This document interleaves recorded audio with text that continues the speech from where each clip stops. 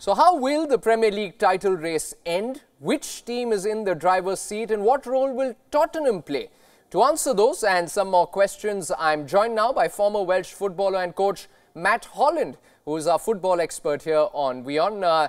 Thanks for joining us, Matt. 2 draws in a row now for Liverpool from games that you would have expected them to win. They still lead by 3 points, but have they lost the momentum that they had in the title race?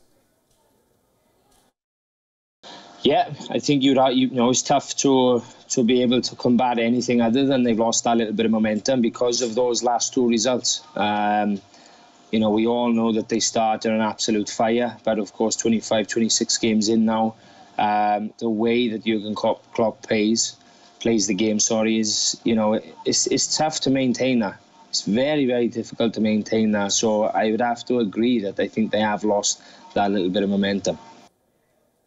Injuries have played their part as well, haven't they, Matt? But it's almost as if the things that we had praised about Liverpool earlier in the season are beginning to trouble them now. You know, we praised their ability to grind out results, but that free-flowing attacking game has dried up in recent weeks, and even defensively, they've struggled. Yep, and if you look back at discussions we had about Virgil van Dijk, not just us, but of course many other people around the world also, both in the prime of elite level football, if you like, and also those at slightly lower levels, they would say magnificent things about Virgil van Dijk. That doesn't change overnight, it's very, very clear. But of course, at that level, to maintain that type of performance, physically, tactically, mentally also, technically is not an issue for top players like him. But the other 3 corners of what you'd call the development platform, it is very, very difficult for a player individually. When you transfer that to a team environment, you have to have more boxes ticked than not ticked to get through games. And again, if you look at the comparison between two teams, Guardiola's style of play and the principles he abides by, and Klopp, there are many similarities, but there's also slightly different ones. For example, Guardiola is happy to play a slightly slower game in terms of he's not all rock and roll, to use a perfect cliche for Jurgen Klopp. You know, you can't always listen to the same music, so to speak. You'll get bored of it. Sometimes you don't feel it so much. Maybe that's the situation with some of the players at Liverpool. I'm not saying that they're bored of Jurgen Klopp at all. I think they're still going to push all the way to the end. But I think his style, whilst he doesn't need to change it, to maintain it is very, very difficult. Yeah, we just saw Liverpool's upcoming fixtures on our screens then. It's not an easy run. But Matt, you spoke about City. Pep Guardiola said after the win against Arsenal over the weekend that he would much rather be in Liverpool's position with a lead in the title race and not playing catch-up. And his Man City side have the chance to do that against Everton on Wednesday night. They've refound some of their swagger, haven't they, after the disastrous December 2018? What's caused this turnaround? And how much of it do you think is down to the depth of their squad as compared to Liverpool's? Yes, I think it's definitely one of the factors.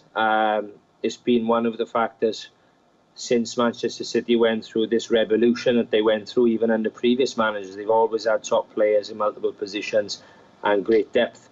But I think also from Guardiola's perspective, the reason why he says this is because unless obviously the statisticians in the world go really deep into this next comment that I'll make, he's never really been in that position of chasing. He's always the one at the top. So taking that into consideration, maybe this is also a little bit uncomfortable for him. Although his team definitely have found, as you said, that swagger again. Okay, that's a very good point you make there, Matt. So all the things that we've just spoken about, who do you think is in the driver's seat in this title race for you? Not just in terms of point, because we know Liverpool have the lead, but in terms of that momentum. I think it's advantage Manchester City. Very, very, very clear. You know, they are the ones that are starting to bang results together and bang performances together. You know, Aguero scoring a hat-trick is no shy away from that. So I think the momentum is up with Manchester City, and I think very quickly they're going to take over Liverpool. A big match for City coming up, Matt, against Chelsea over the weekend. They've already lost to them this season, but a lot will depend, I guess, on which Chelsea side show up. They won 5-0 against Huddersfield over the weekend, but still it's been a very patchy, sort of last few weeks for the team under Maurizio Sarri. Are you optimistic or pessimistic about their top four hopes?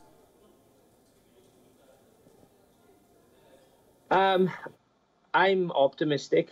I think that Sarri is a fantastic coach. He's come into a club that needed some change and some transition. He's certainly brought in some players that he wanted, maybe some that he couldn't quite get.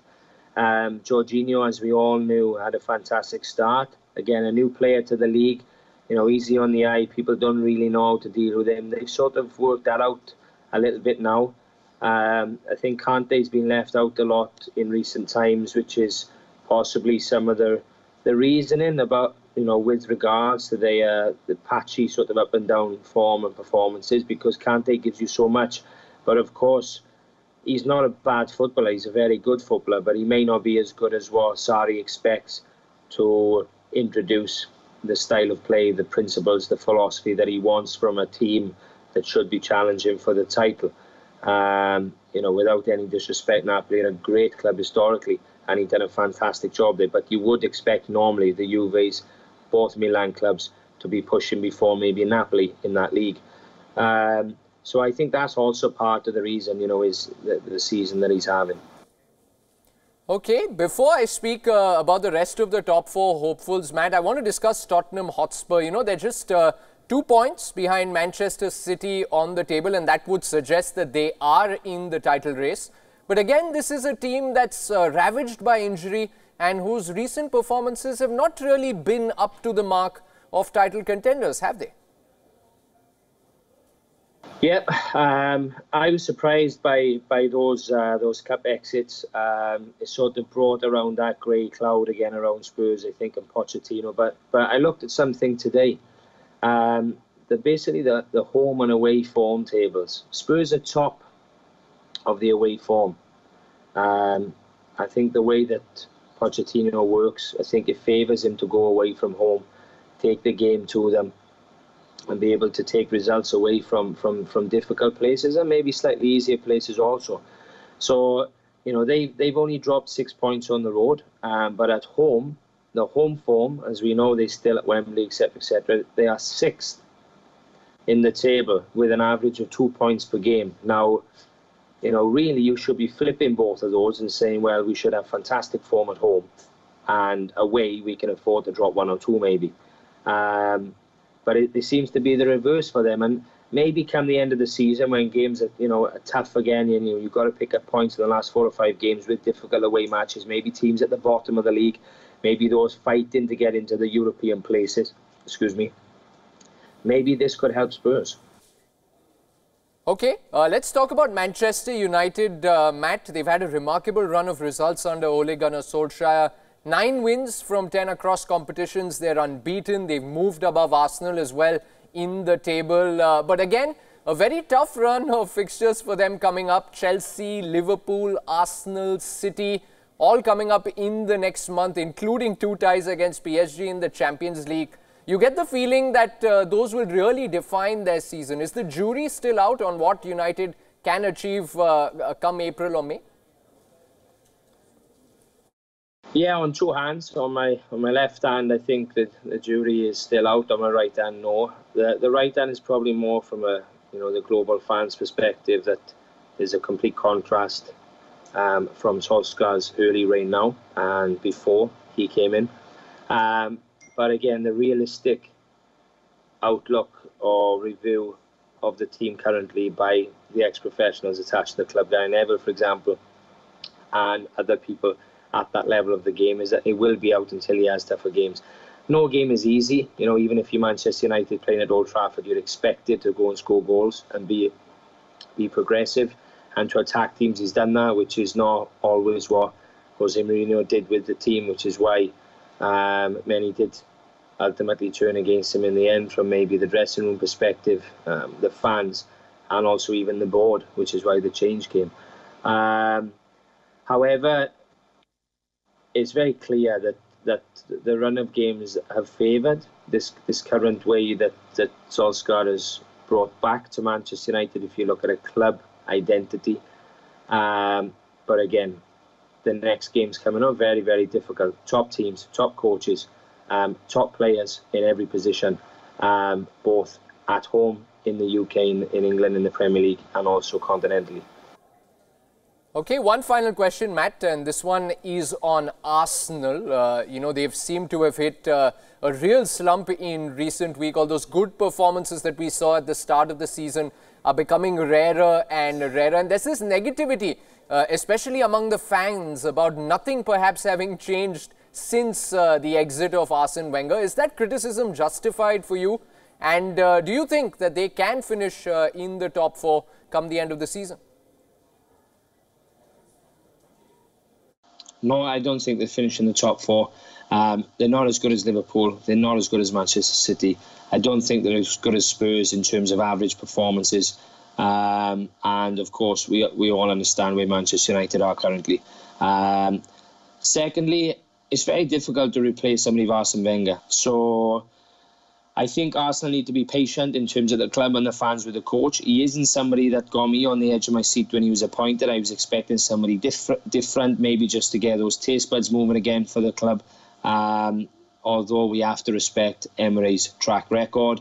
The jobs that he's done at previous clubs has been very, very good, and we can't take that away from him.